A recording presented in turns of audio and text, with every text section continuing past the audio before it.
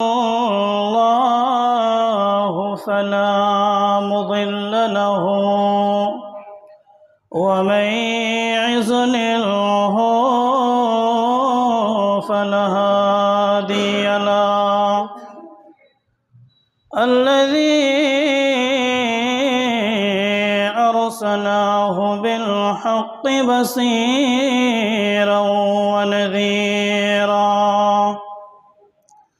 وداعيا إلى الله بإذنه وسراجا منيرا أما بعد فأعوذ بالله من الشيطان الرجيم بسم الله الرحمن الرحيم يا أيها الناس اعبدوا ربكم الذي خلقكم من نفس واحدة وخلق منها زوجها وبث منهما رجالا كثيرا ونساء واتقوا الله الذي تساءلون به والأرحام إن الله كان عليكم رقيبا يا أيها الذين آمنوا اتقوا الله وقولوا قولا سديدا يصلح لكم أعمالكم ويغفر لكم ذنوبكم ومن يطع الله ورسوله فقد فاز فوزا عظيما يا أيها الذين آمنوا اتقوا الله حق تقاته ولا تموتن إلا وأنتم مسلمون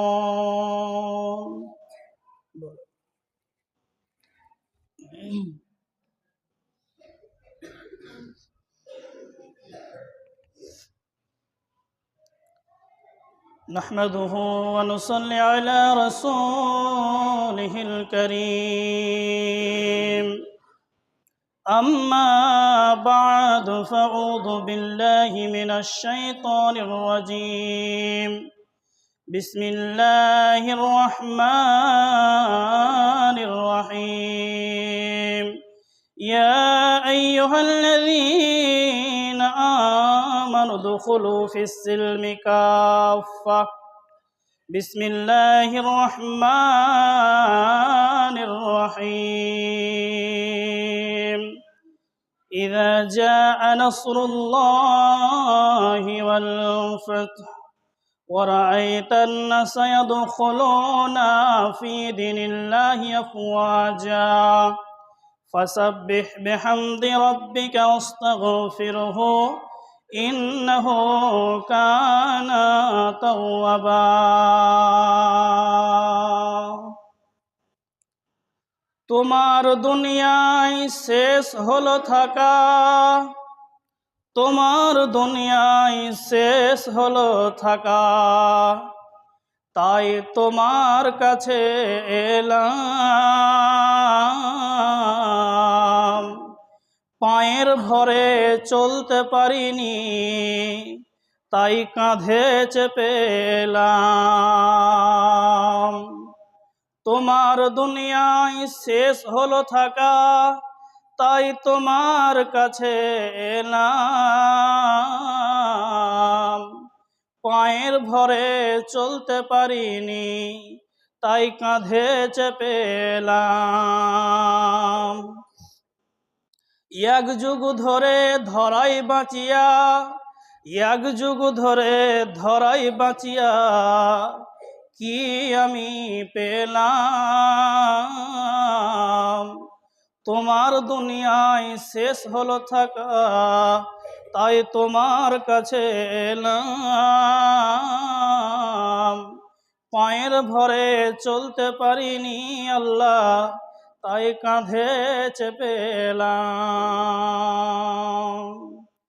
শ্রদ্ধেয় সম্মানিত আজকের জুমা মসজিদের মুসাল্লিগণ, প্রশংসা সে মহান রব্বুল আলামিনের জন্য যে আল্লাহ সুবহানাহু ওয়া তাআলা আমাদেরকে আজকে এই পবিত্র জুমার দিন 2 রাকাত নামাজ পড়ার তৌফিক এনায়েত করেছেন। সে আল্লাহ রব্বুল আলামিনের প্রশংসা করে কোনোদিনই শেষ করতে পারা যাবে না। তাই সংক্ষেপে ছোট্ট একটি বাক্যর মাধ্যম দ্বারা দিয়ে চামড়ার 2 ঠোঁট দুটোকে হেলিয়ে মহব্বতের সাথে বলি আলহামদুলিল্লাহ। তারপরে পরেই মানব কুলের শ্রেষ্ঠ মানব নবী কুলের শিরোমণি রাহমাতুল লিল আলামিন নবী মুহাম্মদ রাসূলুল্লাহ সাল্লাল্লাহু আলাইহি ওয়াসাল্লামের উপর শত সহস্র দরুদ ও সালাম নাজিল হোক। আল্লাহুম্মা সাল্লি আলাইহি আল্লাহুম্মা বারিক আলাইহি।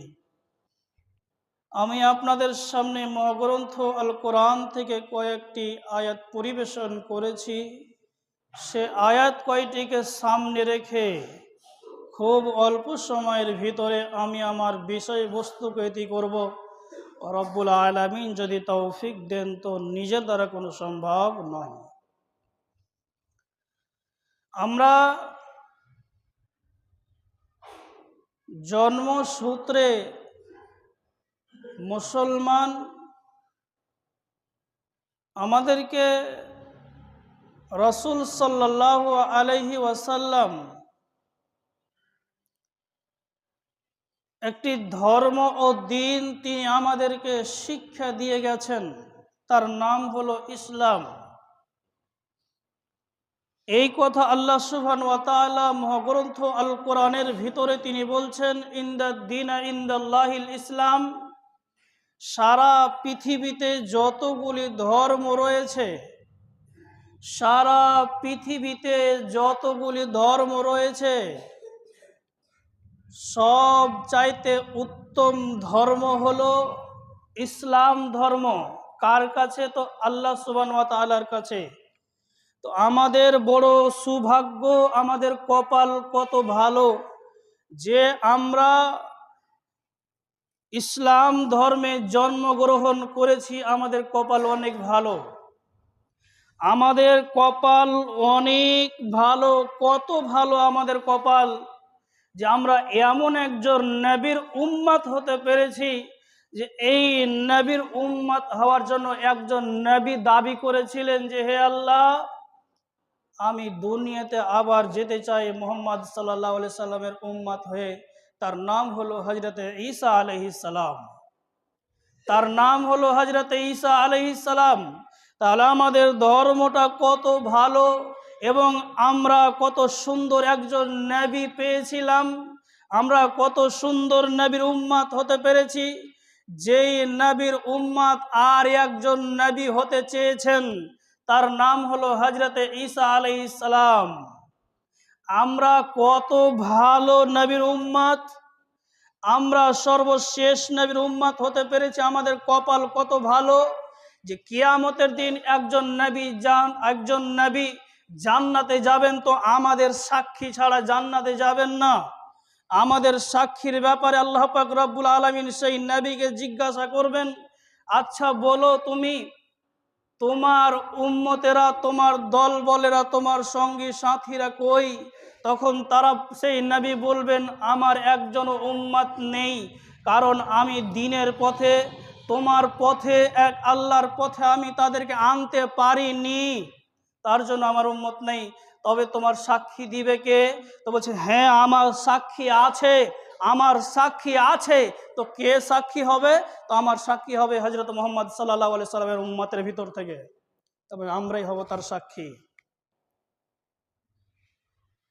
তো এত সুন্দর নবীর উম্মত আর এত সুন্দর একটি ধর্ম আমরা পেয়েছি, তারপরে এটাকে ধুলার মতো করে উড়িয়ে দিচ্ছি। তারপরেও আমরা আল্লাহকে ডাকতে পারছি না, আল্লাহকে সন্তুষ্ট করতে পারছি না। এই কথাও আল্লাহ সুবহানাহু ওয়া তাআলা কোরআনের ভিতরে বলেছেন। এই কথাও আল্লাহ সুবহানাহু ওয়া তাআলা কোরআনের ভিতরে আল্লাহ নবী মুহাম্মদ সাল্লাল্লাহু আলাইহি ওয়াসাল্লামকে সম্বোধন করে জানিয়ে দিয়ে তিনি বলেছেন, হে নবী তুমি শোনো, হে নবী তোমার উম্মতেরা এখন দলের দল দল হয়ে ইসলাম ধর্মে প্রবেশ করছে, অর্থাৎ ঢুকছে। ইসলাম ধর্মে মানুষ দলের দল ঢুকতে আছে, দলের দল ঢুকতে আছে। তবে এমন একদিন সময় আসবে, সে সময় এমন একটি সময় আসবে, এমন একটি যুগ আসবে, সেই যুগে মুসলমান সংখ্যা থাকবে বেশি, কিন্তু তারা দিন ইসলাম থেকে দলের দল দল দল হয়ে আবার বেরিয়ে যাবে। কেমন কথা? আল্লাহ সুবহানাহু ওয়া তাআলা মহাগ্রন্থ আল কোরআনের ভিতরে তিনি বলেছেন, কোরআনের ভিতরে তিনি বলছেন। তার আগে আল্লাহ পাক রব্বুল আলামিন কি বলছেন? আল্লাহ রব্বুল আলামিন বলছেন, ইয়া আইয়ুহাল্লাযীনা আমানু, হে ঈমানদারেরা, হে বিশ্বাসীরা, তোমরা যারা এক আল্লাহকে বিশ্বাস করেছো, তোমরা যারা আল্লাহকে আল্লাহ বলে মেনে নিয়েছো, তোমরা শুনে নাও। ইয়া আইয়ুহাল্লাযীনা আমানু দুখুলু ফিস-সিলমি কাফা, সম্পূর্ণতাভাবে ইসলামে প্রবেশ করো, সম্পূর্ণভাবে ইসলামে প্রবেশ করো। তুমি এক পা ইসলামের মধ্যে রাখবে আর এক পা বাইরে রাখবে, ইসলামে প্রবেশ করা হয় না। এটাকে ইসলামে প্রবেশ করার বলে না।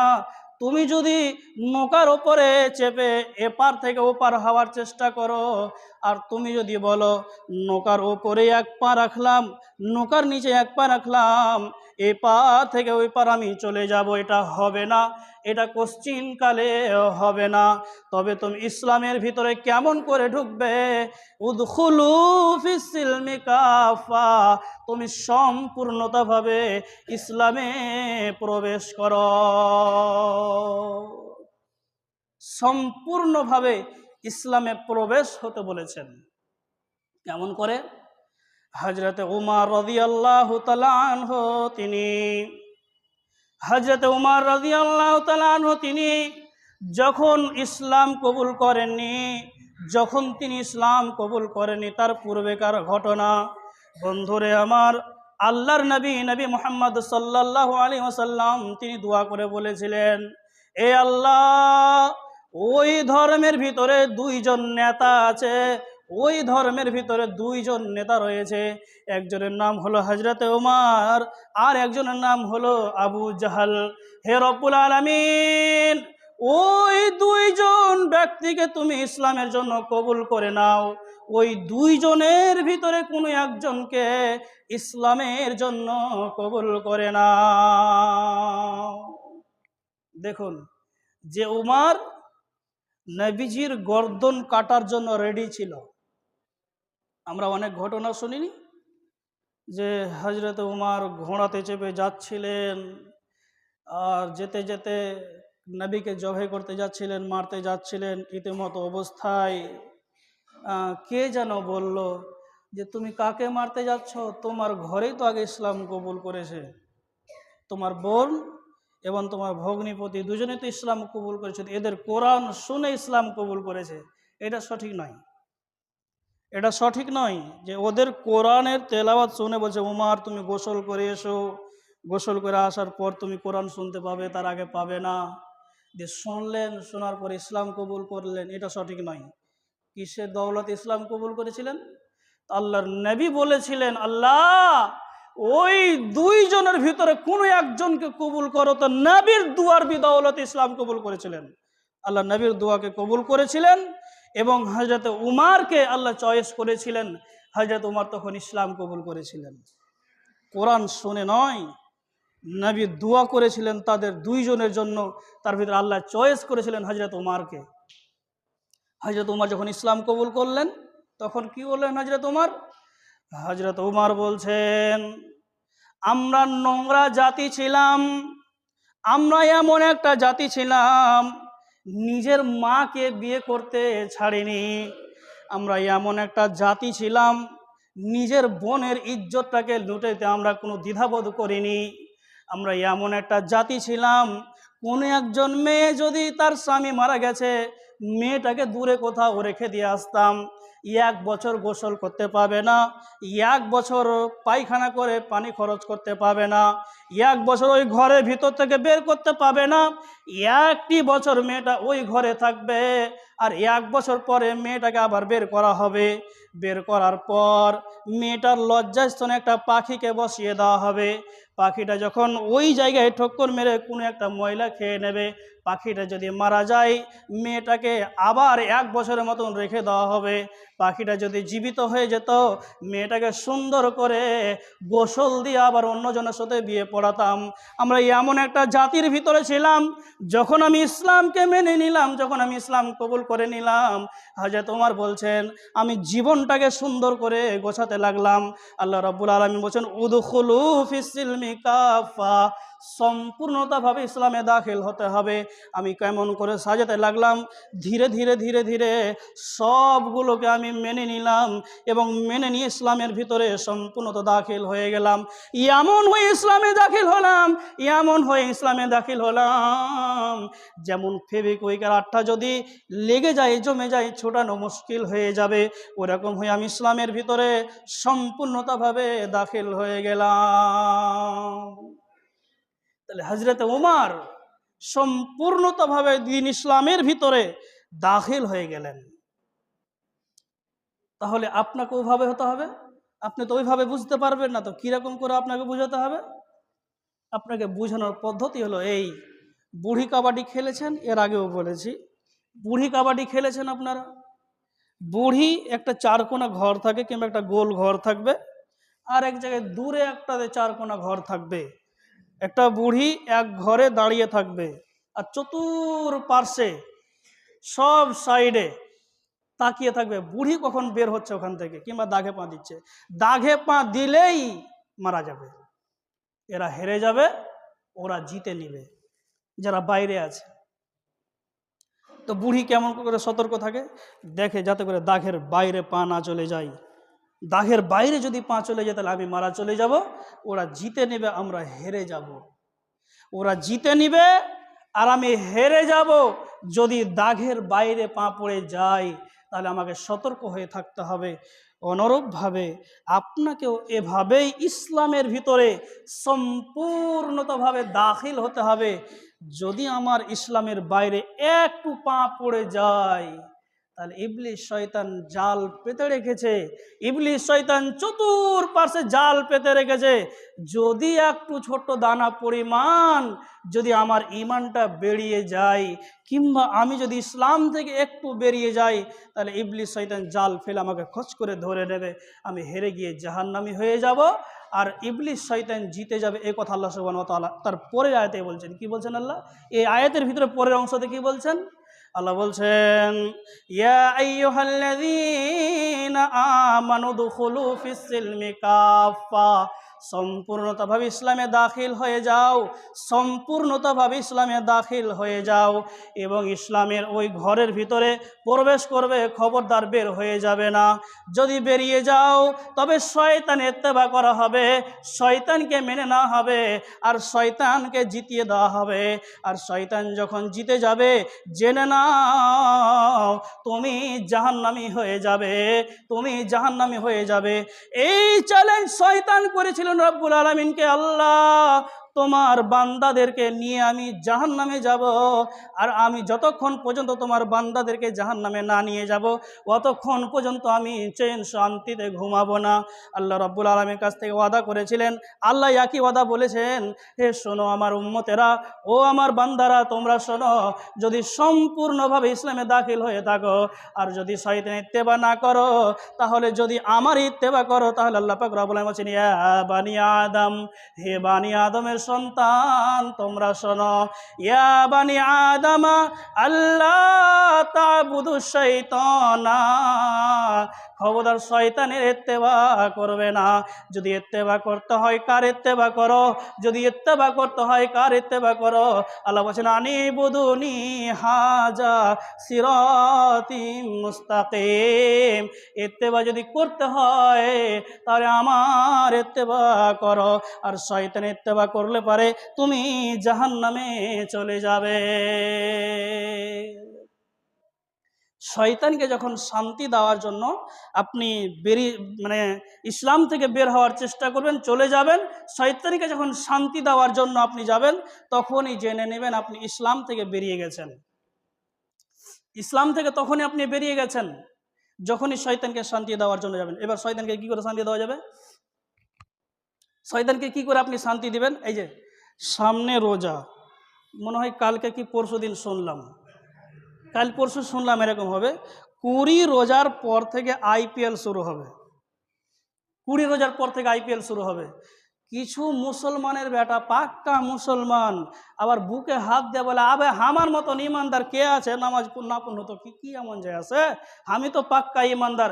এই ইমানদারের বেটাকে দেখা যাবে রোজার মাসে রোজা না খুলেই, রোজা না রেখেই দেখা যাবে টিভির দোকানে হা করে বড় করে হা করে বসে, এই তো ছক্কা মারলে কি মারলে বে দেখলে, হা করে তাকিয়েছে। তাহলে আপনি যখন এই কথা বলবেন তখন ইবলিস শয়তানকে আপনি শান্তি দিলেন, ইবলিস শয়তানের দিকে আপনি ভোট দিলেন, তাহলে আপনি ইসলাম থেকে খারিজ হলেন। এই কথাই আল্লাহ সুবহানাহু ওয়া তাআলা কোরআনের ভিতরে বলেছেন।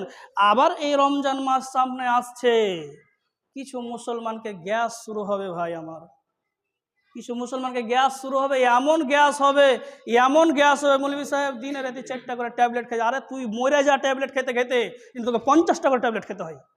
3টা কেন খাবি, 50টা খেয়ে যদি তুই মরে যাস ট্যাবলেট খেয়ে। এমন গ্যাস হবে সুবহানাল্লাহ, গ্যাস হতে হতে হতে হতে পেট ফুলে হাঁড়িয়ে পেট ফেটে কেন যায় না, গ্যাস এখনই ভরে দেন আপনি হাঁড়িতে। বাহানা দেখাবার কোনো জায়গা পাও না, বাহানা দেখাবার কোনো জায়গা পাও না। এই কথা আল্লাহ সুবহানাহু ওয়া তাআলা, কথা আমার কড়া লাগতে পারে, কথাটা একটু খাইস্টা মনে হতে পারে, ছোট মরিচ তো একটু ঝালও বেশি হতে পারে, একটু সেম হেলাবার চেষ্টা করিয়েন। আমার বাপের কথা বলি না, কোরআন হাদিস থেকেই বলছি। আল্লাহ রাসূল সাল্লাল্লাহু আলাইহি সাল্লাম বলছেন, যারা রোজা করবে না বাহানা দেখাবে এরা ইসলাম থেকে খারিজ হবে, ঠিক আছে, কিন্তু এদের অবস্থা কি হবে, এদের অবস্থা কি হবে, এদের হালাত কি হবে? তো রাসূল সাল্লাল্লাহু আলাইহি সাল্লাম তিনি বলছেন, আল্লাহর নবী বলছেন, আমি যখন মেরাজের সফরে গেলাম, মেরাজে যখন আমি গেলাম, একটা মানুষকে যেমন খাসিকে টাঙে, বন্ধুরে আমার আপনার পায়ে একটা রগ আছে, ওই রগটাকে ফুটা করে দিয়ে এভাবে শিকলি দিয়ে উল্টা করে টেঙে রেখেছেন, উল্টা করে টেঙে রেখেছেন, নিচে আগুন জ্বলছে দাও দাও করে, আর উল্টো করে তাকে টাঙানো আছে। আর ওই লোকটার পুরো দেহ থেকে, পুরো শরীর থেকে লালিশাগুলো, ঘামগুলো বেয়ে বেয়ে নাকের গোড়া দিয়ে আসছে, আর তার এই কষাটাকে এইভাবে চিড়ে ফেড়ে দিচ্ছে, আবার এদিকটা ফাটতে যাচ্ছে, এদিক জমে যাচ্ছে, এইভাবে বারবার তাকে এটা করা হচ্ছে। নবী বলছেন, আমি জিবরিলকে জিজ্ঞাসা করলাম, হে জিবরিল তুমি বলো এই লোকটাকে এই শাস্তি কেন হচ্ছে? রাসূল সাল্লাল্লাহু আলাইহি ওয়াসাল্লামকে বললেন, আল্লাহ হে রাসূল, এই লোকটা দুনিয়াতে রমজান মাসে বাহানা করে রোজা না থেকে দিনের বেলায় খাবার খেত, বাহানা দেখাতো বিভিন্ন ধরনের, এটা আমাকে হয়েছে, কিন্তু এই লোকটা বাস্তবে কিছু হয়নি, তার জন্য তাকে এই শাস্তি করা হয়েছে। হাজি এটা শোনার পরে মানবে তো? দেখা যাবে। কি দেখবি পরে, কি দেখবেন আপনি? আপনাকে তখন দেখাবে, আর উপায় হবে না যে দুনিয়াতে এসে আবার আমি ভালো আমল করে যাব, উপায় এটা থাকবে না। আপনি বলছেন দেখা যাবে, তাহলে আপনি যদি বাহানা করেন, আর বাহানা করেই যদি আপনি জীবনযাপন কাটান, যে আমার রোজা রাখলে গ্যাস হয়ে যায়, রোজা রাখলে আমি থাকতে পারি না, রোজা রেখে আমার এটা হয়, আরে নবী বলছেন, এবং বর্তমান ডাক্তাররা বলছে যে যদি কোনো মানুষ রোজা রাখে দিনে রাতে যদি রাত্রেবেলায় খাবে, সন্ধ্যাবেলায় মানে দিনে না খেয়ে থাকবে, সন্ধ্যাবেলায় একটু খেজুর খেয়ে 1 গ্লাস পানি খেয়ে যদি রেজা ইফতার করে, তাহলে মোবাইল থেকে যেমন ভাইরাসগুলোকে ডিলিট করে দিলে মোবাইল হালকা হয়, আপনার দেহর ভিতর থেকে অনেকগুলো ভাইরাস যেগুলো রয়েছে এই ভাইরাসগুলো দূর হয়ে যাবে। রোজা রাখলে আপনার উপকার হবে। আপনি বাহানা দেখায়েন না, বলেন মৌলভী সাহেব না খেয়ে থাকতে পারবো না, ঢকসা ভরে না খেলে আমার পেট ভরবে না, ওই জন্য আমি রোজা রাখি না। বাহানা কিসের যে আমি গ্যাসের জন্য রোজা রাখি না? এত বাহানা চলবে না। আপনি রোজা রাখবেন, রোজাটা হলো ফরজ, রোজাটা হলো ফরজ। আপনি এটা যদি না করেন তাহলে ইসলাম থেকে বেরিয়ে যাবেন। এই কথা আল্লাহ পাক রব্বুল আলামিন বলছেন, ইযা জাআ নাসরুল্লাহি ওয়াল ফাতহু। হে নবী, এখন দেখছো অনেকগুলো মানুষ দিন ইসলামের ভিতরে ঢুকছে। ইযা জাআ নাসরুল্লাহি ওয়াল ফাতহু, এখন মানুষগুলো দলের দল ইসলামে ঢুকছে। ইযা জাআ নাসরুল্লাহি ওয়াল ফাতহু ওয়া রাআইতান নাসা ইয়াদখুলুনা ফি দীনিল্লাহি আফওয়াজা ফাসাব্বিহ বিহামদি রাব্বিকা ওয়াস্তাগফিরহু ইন্নাহু কানা তাওয়াবা। এমন সময় আসবে মানুষেরা ইসলাম থেকে বেরিয়ে যাবে, এমন সময় আসবে মানুষেরা ইসলাম থেকে বেরিয়ে যাবে। কেমন করে ইসলাম থেকে বেরিয়ে যাবে বন্ধুরে আমার? এখন বহু মানুষ দেখা যায়, অনেকগুলো মানুষকে দেখা যায় নামাজ তো দূরের কথা, আল্লাহর নবী বলছেন কোন মানুষ যদি পরস্পর 3টা নামাজ ছেড়ে দেয়, 3টা জুমার নামাজ ছেড়ে দেয়, তাহলে তার ভিতরে আল্লাহ পাক রব্বুল আমিন স্টাম্প মেরে দেন, মোহর মেরে দেন। আচ্ছা বলুন, অনেকগুলো মানুষ এখন নেই মুসলমান দাবি করে আছে, জুম্মারও ধার ধারে না। আরে জুম্মা পড়ে কি হবে, নামাজের ধার ধারে না। অথচ নবী বলছেন যে ব্যক্তি সালাত আদায় করলো না, এ ব্যক্তি ইসলাম থেকে বেরিয়ে গেল, এ ব্যক্তি যেন কাফের হয়ে গেল। ইসলাম থেকে আরো বের হবেন, ইসলাম থেকে বের হয়ে যাবেন যদি এই ঘটনা ধরা যায় অনেক লম্বা সময়। এই যে সামনে আর একটা কি বলছে না, ভ্যালেন্টাইন্স ডে না কি বলছে, ওই ইংরেজি তো জানি না, তারপরে একটা বলছি, ওই ভ্যালেন্টাইন্স ডে আসছে সামনে, ভালোবাসা দিবস আসছে। আজকে মনে হয় সম্ভবত ভালোবাসা দিবস, আজকে 15 তারিখ নাকি? হ্যাঁ, তো ভালোবাসা দিবস। এই যে কত যে যুবক আর যুবতীগুলো এই যে নোংরা কাজে লিপ্ত হবে, এদের মনে হয় জন্মের কোনো ঠিক নেই, এদের মা বাপ কেউ দুনিয়ায় বেঁচে নাই, সবাই মারা গেছে। এর ইয়াতিম হয়ে দুনিয়ায় বসবাস করছে গরু ছাগলের মতন। যদিও একটু লজ্জা লাগে, মুখ দিয়ে বেরিয়ে যাচ্ছে, আপনাদের এই ধুলিয়ান পার হয়ে একটা বড় স্কুল আছে, কলেজ আছে, ওই নূর মোহাম্মদ কলেজ না কি নাম বলছে, ওই সাইডে পিছন দিকে যাবেন, আর পিছন দিকে যে খালি তাকিয়ে দেখবেন কতগুলো কি কাহা পড়ে আছে, খেয়েছে ভটকা কি খেয়েছে, আর চকলেট কিছু যে ফেলে দিয়েছে ওখান দিয়ে, কতগুলো ফেলা আছে। জমিওয়ালা বলছে ভাই জমি পরিষ্কার করতে করতে এলে গেলাম এই ফেলাগুলো দেখে, দিয়ে জমি চাষ করে ছেড়ে দিয়েছে। তাহলে এই জানোয়ারগুলোকে কি করা হবে? এই জানোয়ারগুলো দিন ইসলামের ভিতরে আছে, এরা ইসলাম থেকে বেরিয়ে গেছে। আবার বলছেন আমরাই হলাম দেশের সভ্য, আমরাই হলাম ভালো প্রিয় মানুষ। আবার কিছু মানুষকে দেখছেন এই পরীক্ষা দিয়ে যাচ্ছে না, রাস্তা দিয়ে পরীক্ষা দিতে যেয়ে বলছে আমরা বিশাল বড় শিক্ষিত হয়ে গেছি, আমাদের মতো বড় শিক্ষিত আর পৃথিবীতে নেই, আমরা এত বড় শিক্ষিত, আমরা এত বড় জ্ঞানী, আমরা এত বড় জ্ঞানবান যে আমাদের টুকলিক না হলে পরীক্ষা দেওয়া হয় না। পরীক্ষা দেওয়ার পরে ওই রাস্তা দিয়ে আস্তে আস্তে গাড়িতে চেপে 4-5 ভাগ করে ছিঁড়ে আবার রাস্তায় ফেলে দিচ্ছে। মুখে কার যে পড়ছে, আজকে আমার মুখে এসে পড়েছিল, কালকে আসছিলাম দিয়ে এই ছিঁড়ে ফেলছে। এরা মুসলমান, শিক্ষিত সমাজ, নিজেকে শিক্ষিত মনে ভেবে এতগুলো নোংরা কাজ করছো, এটা উচিত নয়। ভ্যালেন্টাইন্স ডে মানা মুসলমানদের জন্য যাবে না মুসলমানদের জন্য, এটা পুরোপুরি হারাম, এটা পুরোপুরি শিরক। যদি আপনি মেনে নেন তাহলে আপনি ইসলাম থেকে বেরিয়ে যাবেন। এই কথাই নবী আল্লাহ পাক রব্বুল আলামিন নবীকে জানিয়ে দিয়ে বললেন, হে নবী এমন একটি যুগ আসবে, এমন একটি জামানা আসবে, সেই জামানাতে মুসলমান থাকবে বটে, নামে মুসলমান কামে নয়। তারা ইসলাম থেকে সম্পূর্ণতভাবে বেরিয়ে গেছে, এরা ইসলামের ভিতরে দাখিল হয়ে নাই। তাহলে আপনার ভিতরে যদি এই নোংরামিগুলো থাকে, তাহলে আপনিও জেনে নেবেন আপনি ইসলাম থেকে বেরিয়ে গেছেন। আপনি যদি মুসলিমকে সাপোর্ট করেন, আপনি বেঈদিনকে যদি আপনি সাপোর্ট করেন, জেনে নেবেন আপনি ইসলাম থেকে বেরিয়ে গেছেন। যে মৌলভী সাহেব, আমরা তো বেদিনকে কোনোদিন সাপোর্ট করিনি, আমরা তো বেদিনকে কোনোদিন সাপোর্ট করিনি, মুসলিমকে কোনোদিন সাপোর্ট করিনি। দেখেননি আপনার ছেলেটা ওই ক্রিকেট খেলে, ওই ক্রিকেট খেলা মানুষটার সমাজে চুল কেটেছে, এদিক খ্যানকের চুল কেটেছে, আবার একদিকে, আবার এদিকে একটু চুল কেটেছে, আবার এদিকটাকে রেখে দিয়েছে, দিয়ে মনে হচ্ছে খচ্চর রাস্তায় ঘোরাঘুরি করছে, পায়খানা বেরাসের মতন করে রেখে দিয়েছে। কিছু আবার দাড়ি ছাড়া স্টাইল বেরিয়েছে, দাড়ি ছাড়া স্টাইল, এদিকখানে ছেঁটে দিয়েছে, আবার এদিকখানে ছেঁটে দিয়ে এখানে করে হালকা করে রেখেছে, মানে মুরগিতে হেগে রেখেছে, দেখ বুখানটা গড়ে গেছে, ওরকম করে রেখেছে। আপনি যদি এতগুলো সব ইহুদি খ্রিস্টানদের বেশ ধরছেন, আপনি যদি ইহুদি খ্রিস্টানদের চাল চলন চালেন, তাহলে তো আপনি ইহুদি খ্রিস্টানকে সাপোর্ট করলেন, আপনি তো ইসলাম থেকে বেরিয়ে গেছেন। আল্লাহ নবীকে এ কথাগুলোই বলেছেন, যখন দেখবে তোমার উম্মতদের ভিতরে ইহুদি খ্রিস্টানদের মতন চাল চালবে, এরা ইসলাম থেকে বেরিয়ে যাবে, এরা ইসলামের ভিতরে থাকবে না। অতএব আমাদের প্রত্যেকটা মানুষের কর্তব্য হবে যাতে করে আমরা ইসলাম থেকে বেরিয়ে না যাই। আর ইসলাম থেকে যখন বেরিয়ে যাবেন, আপনি যখন ইসলাম থেকে বেরিয়ে যাবেন, সীমানার বাইরে চলে যাবেন, তখন জেনে নেবেন আপনার পিছনে পিটনি শুরু হবে।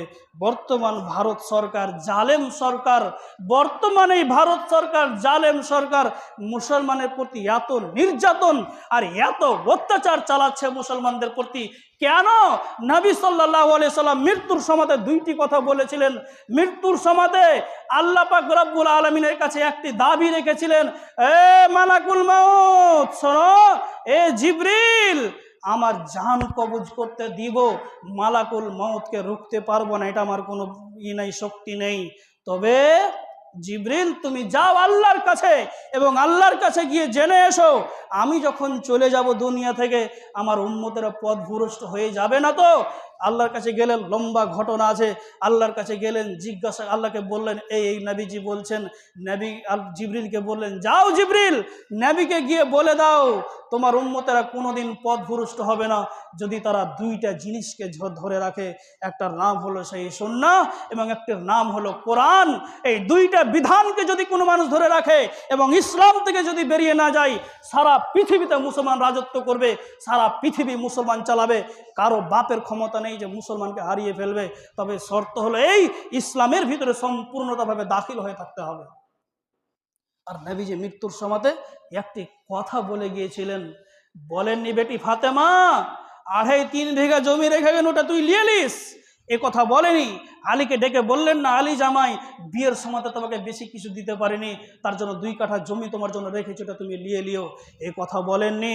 রাসূল সাল্লাল্লাহু আলাইহি সাল্লাম একটি কথা তিনি বলেছিলেন, তার উম্মতের দিকে আঙুল তুলে বলছেন, উম্মতি উম্মতি উম্মতি, হে আমার উম্মতেরা শোনো, তোমরা সালাত ছেড়ে দিবে না, নামাজ ছেড়ে দিবে না, তোমরা সালাত ছেড়ে দিবে না, নামাজ ছেড়ে দিবে না। এই কথা বলে রাসূল সাল্লাল্লাহু আলাইহি সাল্লাম তিনি পৃথিবী থেকে বিদায় নিয়েছেন। আপনার নবী, আমার নবী তথা সারা বিশ্বের নবী আপনার জন্য পেরেশান আছেন, আপনি যেন জাহান্নামে না যান, আপনি যেন জাহান্নামে না যান। আর আপনি চাচ্ছেন আমি নবীর কথাটাকে মানবো না, ইবলিস যেদিকে ডাকছে জাহান্নামের দিকে, ওদিকেই যাব। অতএব বন্ধু আমার, যুবক, তোমরা শুনে রাখো, তোমাদেরকে একটি কথা বলতে চাই, তোমরা ইসলাম থেকে বেরিয়ে যেও না। তোমাদের ব্যাপারে বিশাল বড় বড় কথাগুলো আল্লাহ পাক রব্বুল আলামিন রেখে দিয়েছেন। যদি আল্লাহ পাক বলেন আগামীতে হায়াতে বাঁচিয়ে রাখেন, যদি বাঁচিয়ে রাখেন, তাহলে ইনশাআল্লাহ যুবকদেরকে নিয়ে খুতবা দেওয়ার চেষ্টা করবো ইনশাআল্লাহ। তবে আগামী সপ্তাহে বিষয় থাকবে যুবকদের জন্য, যে আরশের ছায়ার নিচে কোন যুবকগুলো ছায়া পাবে, যারা ইসলাম থেকে বেরিয়েছে এরা, না যারা ইসলামের ভিতরে দাখিল হয়ে আছে এরা। এ বিষয়ে ইনশাআল্লাহ আগামী সপ্তাহে খুতবা রাখবো, যদি আল্লাহ পাক রব্বুল বাঁচিয়ে রাখেন। এখান থেকে আমি আমার বিষয়বস্তুকে ইতি করলাম। হায়াত বাকি তো মুলাকাত বাকি। আমিন। ওয়া আখির দাওয়ানা আনিল হামদুলিল্লাহি রাব্বিল আলামিন। আসসালামু আলাইকুম ওয়া রাহমাতুল্লাহ।